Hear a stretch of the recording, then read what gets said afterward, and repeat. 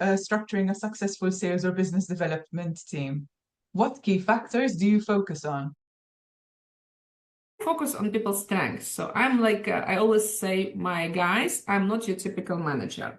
So the way how I look at the teams, it's how people can complement each other. So I have this natural skill of finding what's the best in people and under what conditions they function the best.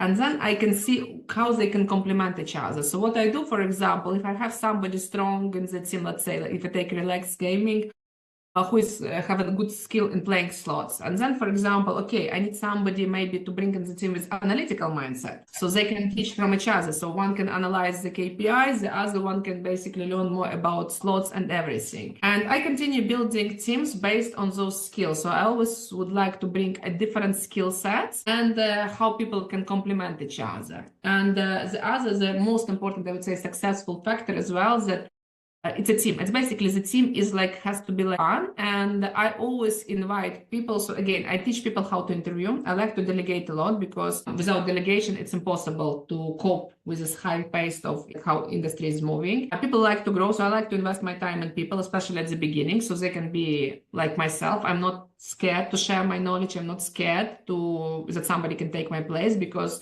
if you're scared, it's already like you lost the battle straight away. So people to be as good or better than you in order for the company to prosper.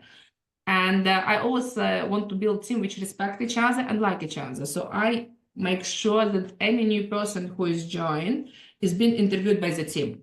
So then there would be a personal click, a personal match. And sometimes I had to say no because I can see that it's not a team fit, basically.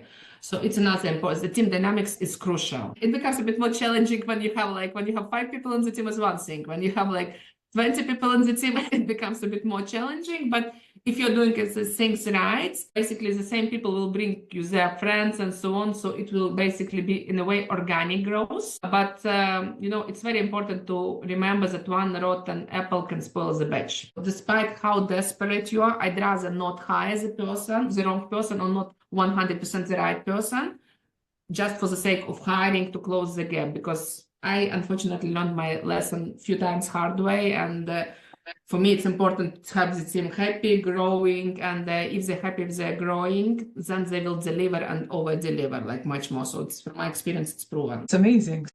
You've had situations where you had, for example, like 15 people, and they all had to agree on someone. Sometimes I let them fail. So, for example, it depends again.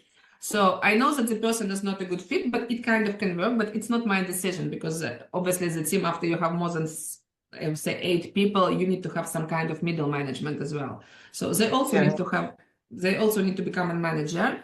And I also let them take their decisions and fail. At the end of the day, we have probation. So if they really, and I will explain my reasons, I will show them the picture, but ultimately it's their decision. So I let people to take their decisions, and obviously they have to be accountable for their decisions. So, and they need to learn, they need experience. So sometimes I would allow it, and sometimes it can work, sometimes it doesn't work, for example. But it's also important not, because if I would say no to the management, it's like they wouldn't be able to take decisions moving forward. So I tell them, listen, guys, this is my view. If you think it's right for you, try it.